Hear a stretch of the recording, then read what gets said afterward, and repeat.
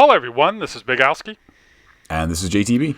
And we are finally at Chapter 16. It's been a little while, had a bunch of problems. I've changed to another video editing software. So we're finally getting this done. But before we start the video, it is my birthday today, so I had to put this in there. The big 5-5. And I did mention 55 million, guys, but you turned it down. That's not a happy birthday wish. Let me just It's say not, that to be right fair. now. It's definitely not, no. That's a sabotage right there. But I appreciate it. But again, this is me making, the time limits. Ninja Gaiden Sigma. It's been a little bit longer, but hopefully we can get this done. This new program's going to take a little bit getting used to. And, just working out the kinks with that, plus all the other stuff with the holidays. So, anyway, we're back. So, what I decided to do on this is actually do it kind of the old way, that you would do it from Ninja Gaiden if you just didn't want to do the Ninja Gaiden 2004, and then just go back and forth and shoot arrows. Now, of course, you can do the jump arrows, but playing this for Karma is a whole other different beast. That's a big help though. On that note, the in-air arrows for this are like one of the annoying things about this fight in Black and 04 is you would usually have the windmill shuriken, or you'd have regular shurikens equipped, just to make sure you don't get accidental wall clings and get wall attacks. But like having the in-air bow, especially on the high difficulties when you've got a lot more of them to kill, because again in Sigma you've got the same time limit, I'm pretty sure. Being able to trying to pick up an arrow right there. Sorry about that, and that's what happened. But anyway, go ahead, continue. I'm glad you mentioned that though, because after this, there's a good point to make on that. But yeah, having the in-air arrows to guarantee those UT staggers is actually really good because it will always kill them. Whereas sometimes when you go above normal, the windmill shuriken's not a guaranteed one-hit kill on these guys anymore. The whole interact thing. Shoutouts to Disco from Twitch. But I cannot recommend enough. On stream a while back, she changed her buttons to be more like a shooter, and she put interact on one of the triggers. That's now my actual interact button for the Master Collection, because you never ever get that anymore. And when people first saw it, it was kind of funny. The chat kind of was like, "Oh, what the hell's going on?" And I thought, hang on, that's actually a pretty good idea, because then you never get like the interact thing happen to you. So try it if anyone's not. It's not as bad as you might think. Some people might think of that and be like, "Oh my god, you can't do that." It's actually quite good.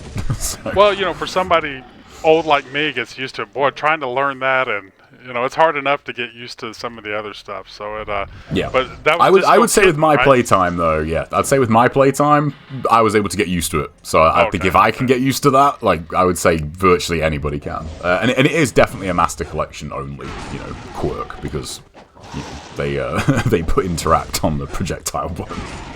So shout out to Disco Kitten, right? That's her right, name. Yeah. Okay. So real quick, I went back when you saw the plus screen. I actually went back and fought it kind of the Karma way with jumping back and forth with shurikens, and only scored about 10,000 points higher. Plus it was a lot less frustrating with the arrows. Again, you don't have to do it that way. You could do that challenge with just Nimpo. Coming into these last two fights, the reason I used the UF is because the time limits are actually pretty short. Mm-hmm. And, but again, you could just Nimpo it if you wanted to, because of hands bar, we've pretty much decided that you don't need to, get a ton of points, the extra UT points to make the ranking. Yeah. And so you could just wait for them with the UF though. Like the good thing about the commando guys, when you jump in with the UF and just wait a split second and then do the UT, they all kind of just run underneath you and circle you. So it's really easy if you just delay your UT to just kill them all with one UT. Yeah. Now I decided to do this low health UF. Like I had said in the other chapter, if people want to get practice with it, this is actually a really good fight to do that in, to learn to rotate the camera, learn to look at your kills, learn to realize your essence, the timing, watching what the laser crab's going to do, and how to jump away. Obviously this is not the actual Karma way. I go through and play it a different way for Karma. I know I said I wasn't going to do that, but I've actually got a pretty good score going. Not as good as it could have been, of course, but I don't want to kind of slack off at this point. You know, unfortunately. There's not many laser crabs here too either. I think there's God, like I 13 or 14 or something like yeah, that. I did test this. Time. Yeah, because I tested it for NGO4. I think it's 14 or 14 comes to mind. I can't remember off the top of my head. But yeah, there's not as nearly as many as you'd think. I would have before like actually checking. I thought, oh, there'll probably be 20 because you know there's 3 enemies and you know 2 of them are the imps. So you think, oh, there'll be 40 imps and 20 crab fiends, but there's actually not. You know, there's not 20 laser crabs. So, you know, the crab fiends are already dead, and that's the thing about the low health UF is, you know, 1 UT is going to kill them. A Dobby UT will not kill them, but a Dobby UT, or at least at my level 3 Dobby that I have, will kill them, or I mean, won't kill them, but a UT and a forward Y. Yeah, it will. With equipment, though, it will. So that's if you are playing with equipment, the level 3 Debilero, especially on the lower difficulties, it really does kind of fill a lot of the same roles as the UF would normally do, just because when you're playing with the costume and the helmet, you're doing so much more damage than normal. The UF obviously is only more, you know, ridiculously overpowered with equipment, but you still have to be at low health to use that. Whereas with the Debilero, it's not as important, I would say. And even the level 3 Luna, actually, come to think of it. The level 3 Luna doing double damage, with Armlet of the Sun, is no joke. Like, that thing cuts through bosses, like, even on the high difficulties. So, I think the emphasis on the UF, I think, with equipment is far less, unless you really want, like, the absolute maximum damage. So, the way that I went back and played this for score is I actually used the Dobby and started off, I think, with like I had my low health UF, and then look how long it takes for this timer to finally, or the chest to come up. But I actually killed the first Does that always crab. happen?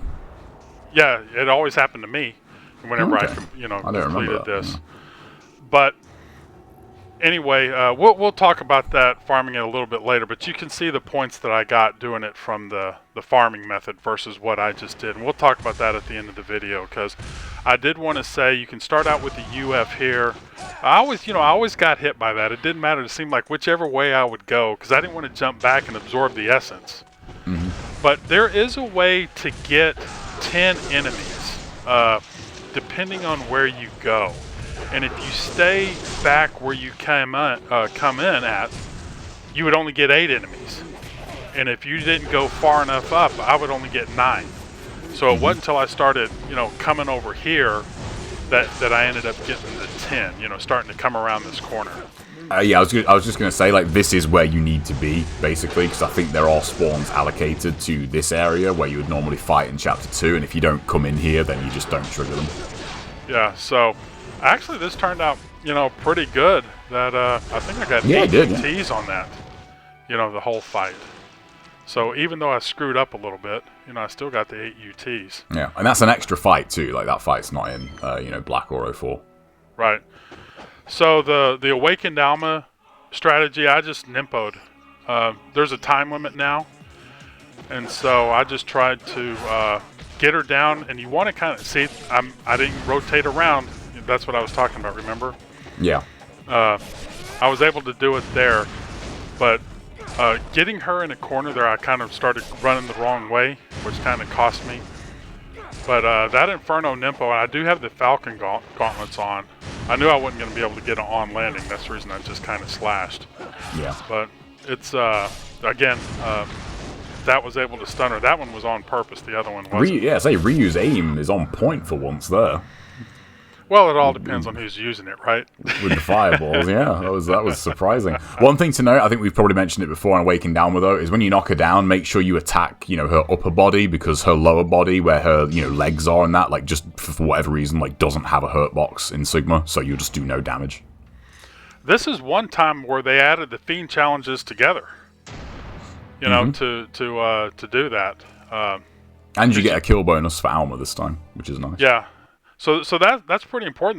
That actually adds up, quite a bit. I mean, obviously, if people want to see how to beat her without using all the Nimpo, I have on my Ninja Gaiden Black normal run. I beat her, showing the Kiori method, showing, without using Nimpos, trying to speed kill her with just gleaming blades and taking the damage.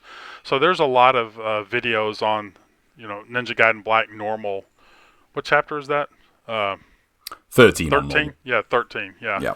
And but anyway, but all of that would apply to here in terms of what she's doing. But yeah, if you knock her down with the Inferno, you want to keep her kind of close to the edges. If she goes outside, it might not connect with her. But if you can position yourself to where as soon as you Gleaming Blade and Nimpo, or stun her with the little half rotate Y move to Flying Swallow into her, and you keep her close, that Nimpo, especially with the Falcon gauntlets on, would do a lot of damage. It's the rotate Y that's not the Gleaming Blade is where you just tap Y.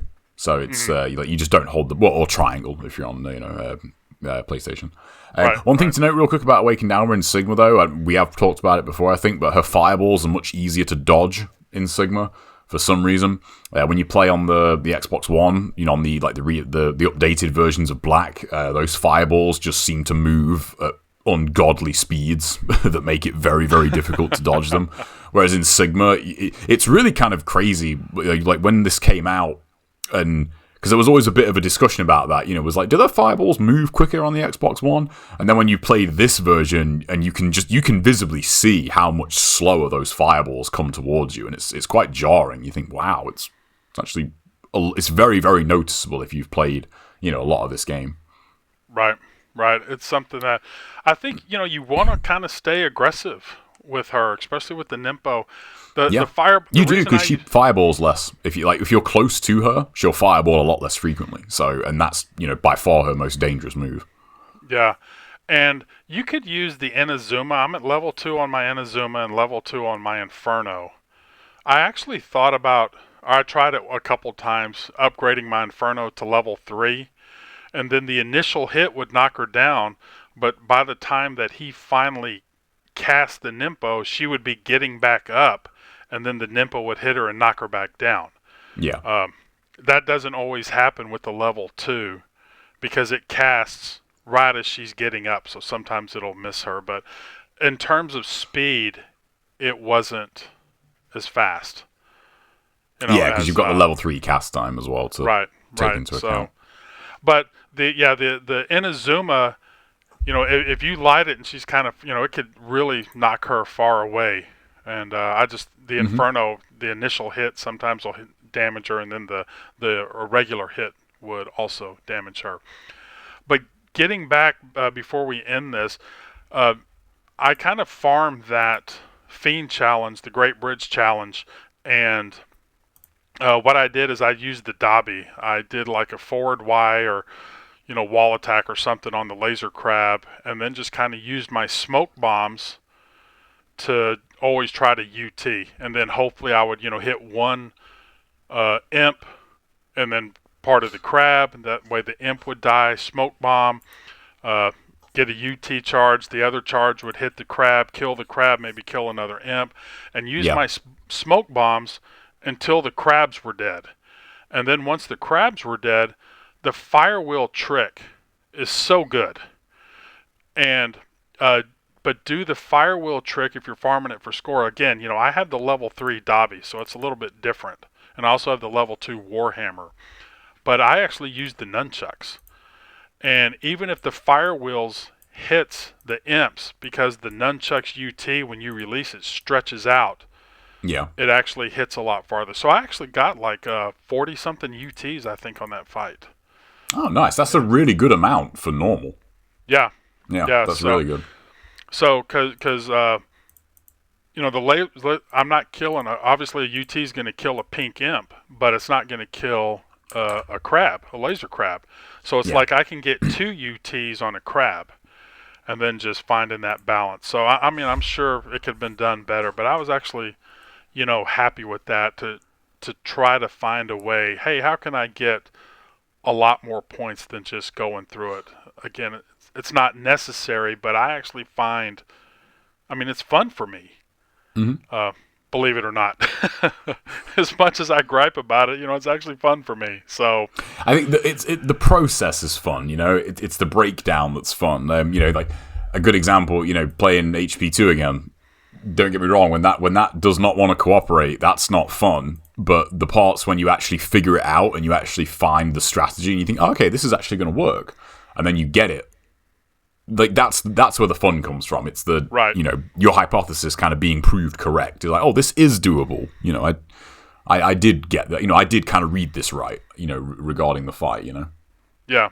So I actually enjoy that process, and but overall the chapter went well. I did a few of those fights in the previous chapter.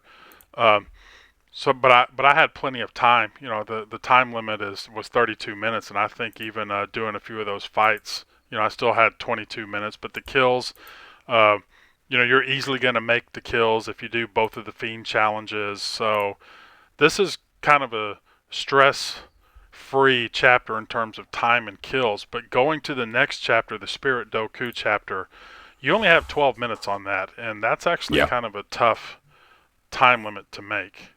It's very short. Yeah, it's mainly down to the berserkers at the start, because like that section is usually on the end of chapter 13/16, but they moved it in Sigma. Yeah. So, the thing is if you could get smoke bomb UTs on the berserkers, and you could get, even if you got 10 of those before it killed them, because you're going to kill them on normal. If you miss the time limit by 1 second, you're going to lose more than 50,000 points, so it's not worth it. Yeah. Unless you could get more UTs on the berserkers, but so maybe it's maybe get one at the beginning, and then whenever they change, and we'll talk about that on the next one. But that time limit's going to be a little bit of a struggle to make because it's only 12 minutes. So that's what I'm looking forward to next. And I will say, not sure when the next video's coming out. Obviously it hasn't been as fast as I'd like it to, but a lot of it's the holiday season and things like that are happening, but we're almost done though, just a couple more chapters, and I appreciate everybody sticking with me, and I think that's about it. Any more to add on this chapter? No, nothing from me. Okay, well look, thanks again JTB for the happy birthday wishes. I mean 55, I don't feel it at all, in terms of I still NGB, it keeps you young, man. Oh yeah, is that what it is? Yeah, that's the secret. Yeah, that's the secret to just youthful good looks. Well, like I said, the body, my hands get numb now a little bit faster, or I mean, I think people saw me with that the me. Well, I forget what video it was, but it was in my Master.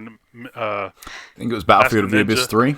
Yeah, something like that, where I was like beating my hands because they were falling, going to sleep or something like that, and I just can't play as long as I used to, or the reaction times. But I hope everybody can play video games and enjoy them as much as I have, for as long as they possibly can. It's been a lot of fun, and I've met a lot of great people, including my good buddy JTB right here. And I, again, thank you for all the stuff that you've done over the years and helping me out with this. No problem, man. It's all good. Okay, well, look, y'all take care, and we'll see you in the next video. Thanks a lot. Take care, everybody. Peace.